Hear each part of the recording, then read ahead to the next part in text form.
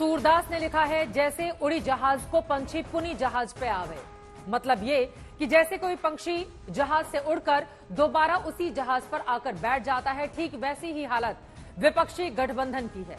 विपक्षी दलों में लोकसभा चुनाव में बीजेपी को परास्त कर देने के इरादे तो हैं, मगर सीट शेयरिंग को लेकर उनके पास अब तक कोई फॉर्मूला नहीं निकल पाया है। कोई दल पहल करता है तो दूसरा दल उसका विरोध कर देता है। कोई अपने लिए ज्यादा सीटें मांग रहा है तो कोई किसी को कम सीटें देने पर तैयार दिखता है।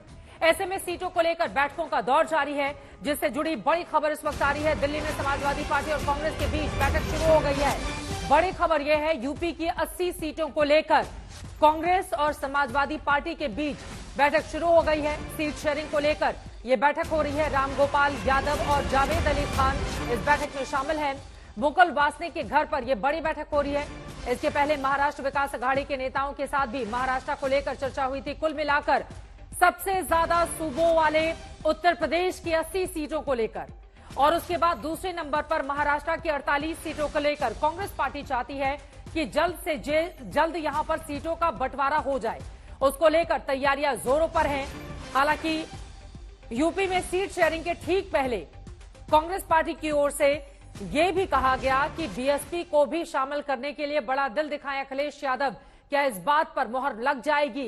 इस बैठक के जरिए क्या बात बन जाएगी? आज दिन भर इस बात को लेकर किस तरह की गहमागहमी रही है, क्या पेंच फंसा हुआ है विपक्षी इंडिया गठबंधन में, उसको बताती हुई हमारी ये रिपोर्ट देखिए।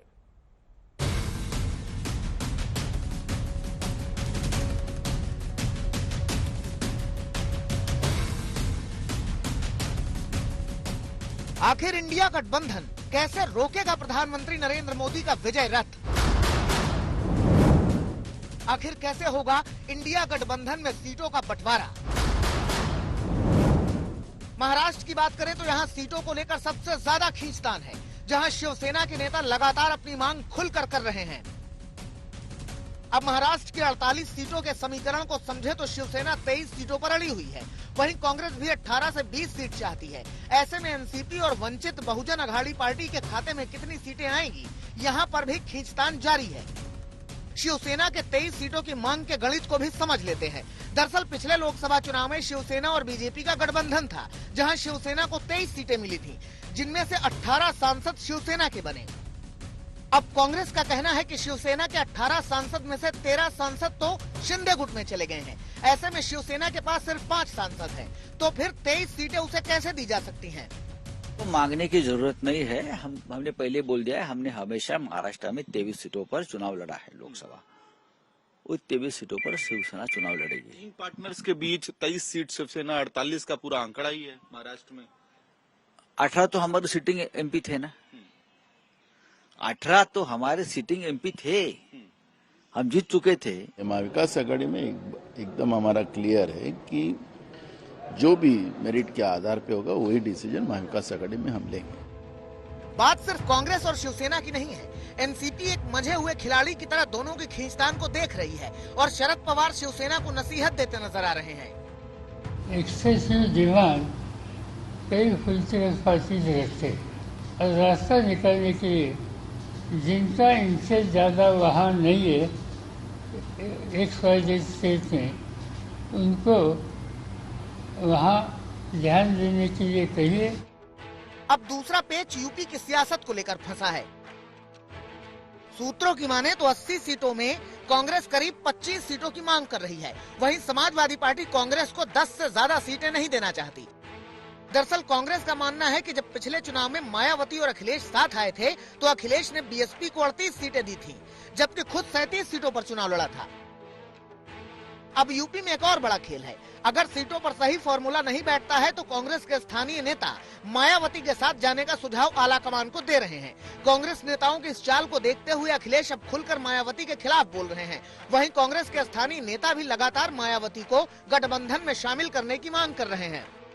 बहुजन समाज पार्टी का अपना एक वजूद है, आधार है उत्तर प्रदेश में, तो निश्चित तौर से बहन जी को भी इस गठबंधन का हिस्सा बनना चाहिए। इस चुनाव में जिस तरह से इंडिया गठबंधन मायावती को भी जोड़ना चाहता है, तो क्या अगर मायावती इस गठबंधन में जुड़ती है तो ये इंडिया गठबंधन के लिए फायदा होगा या नहीं होगा? उसके बाद का भरोसा आप दिलाओगे? बात का भरोसा आप में से कौन दिलाएगा? अब सवाल ये भी है कि अगर गठबंधन मान जाता है तो क्या मायावती मानेंगी, क्योंकि मायावती ने भी अखिलेश के खिलाफ खुलकर मोर्चा खोल दिया है। समाजवादी पार्टी अति पिछड़ों के साथ साथ जबरदस्त दलित विरोधी पार्टी भी है। हालांकि बीएसपी ने पिछले लोकसभा आम चुनाव में एसपी से गठबंधन करके इनके दलित विरोधी चाल, चरित्र और चेहरे को थोड़ा बदलने का प्रयास किया, लेकिन चुनाव खत्म होने के बाद ही एसपी दोबारा अपने दलित विरोधी जातिवादी एजेंडे पर आ गई। दिल्ली में समाजवादी पार्टी और कांग्रेस की बैठक से पहले आज एक बैठक लखनऊ में भी अखिलेश यादव ने की।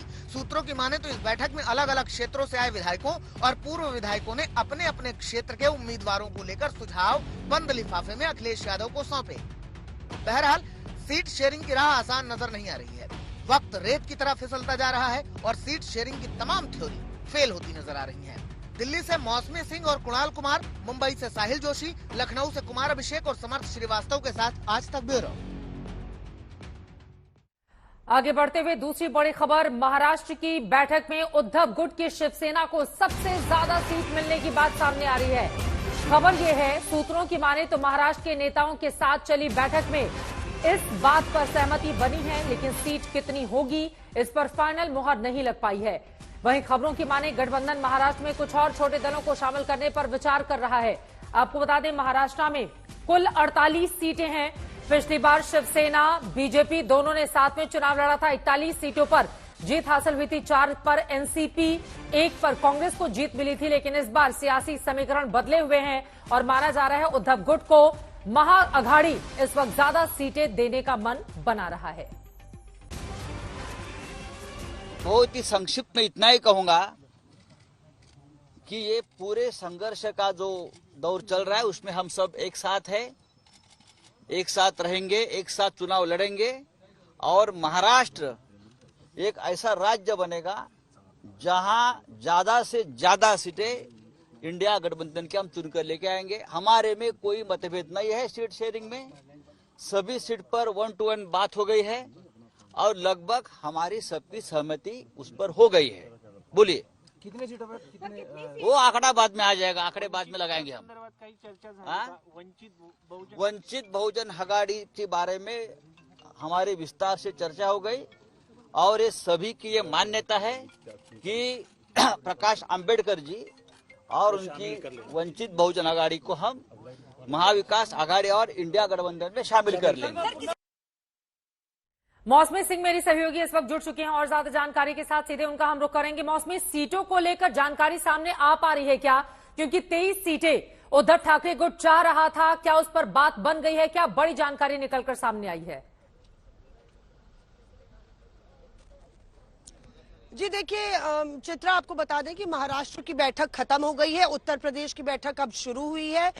ये भी बताया जा रहा है कि जो शिवसेना यूबीटी है उसको सबसे ज्यादा सीटें मिलेंगी। हालांकि नेता ये कहने से बच रहे हैं कि फॉर्मूले में कितना किसके हिस्से में आएगी, पर ये जरूर साफ हुआ है कि जो छोटे दल हैं उनको भी रोपन किया जाएगा, चाहे वो शेतकारी संगठन हो या फिर प्रकाश अंबेडकर का महाराष्ट्र वंचित आघाड़ी हो, उनको साथ में लिया जाएगा। और जो शिवसेना यूबीटी है उसके हिस्से में सबसे ज्यादा सीटें आएंगी।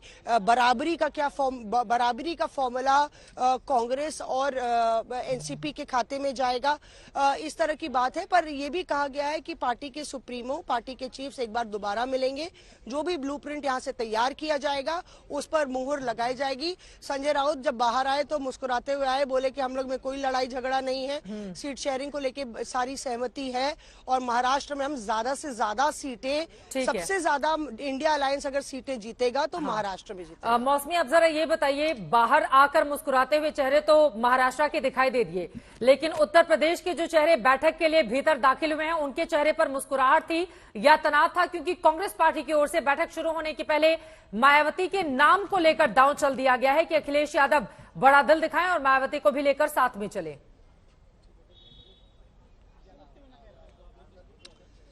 देखिए, पेच तो फंसा है चित्रा, जिस तरह से आप बता रही हैं, और लगातार जो बयानबाजी हो रही है कि बीएसपी जो है वो बिल्कुल भी नागवार गुजरेगी समाजवादी पार्टी को। और लास्ट टाइम हमने जब रामगोपाल यादव से पूछा था मायावती का क्या, मायावती चेतावनी दे रही हैं सपा और इंडिया अलायंस को, तो उन्होंने बोला था छोड़ो मायावती। तो इस तरह का बयान रामगोपाल काफी झुंझलाए हुए थे मायावती के नाम पर। तो अब भीतर खाने क्या पक रहा है ये देखना होगा। मुझे नहीं लगता जो कमराडरी या जो मुस्कुराहट महाराष्ट्र के गठबंधन की चर्चा में दिखी उतनी गर्माहट यहाँ पे दिखेगी, क्योंकि स्ट्रेट टॉक समाजवादी पार्टी करेगी। कांग्रेस की असलियत उत्तर प्रदेश में क्या है, हकीकत और आईना दिखाएगी, जिस तरह से मध्य प्रदेश में कांग्रेस ने उसको आईना दिखाया था। तो मामला उत्तर प्रदेश का पेच सबसे ज्यादा फंसा है, क्योंकि बार्गेनिंग भी चल रही है। हालांकि अखिलेश भी ये जानते हैं कि उनको हाथ की इस बारी जरूरत जरूर है। अब देखना यही होगा कि फॉर्मूला क्या तय किया जाता है इस बैठक में। फिलहाल के लिए बहुत शुक्रिया मौसमी आपका।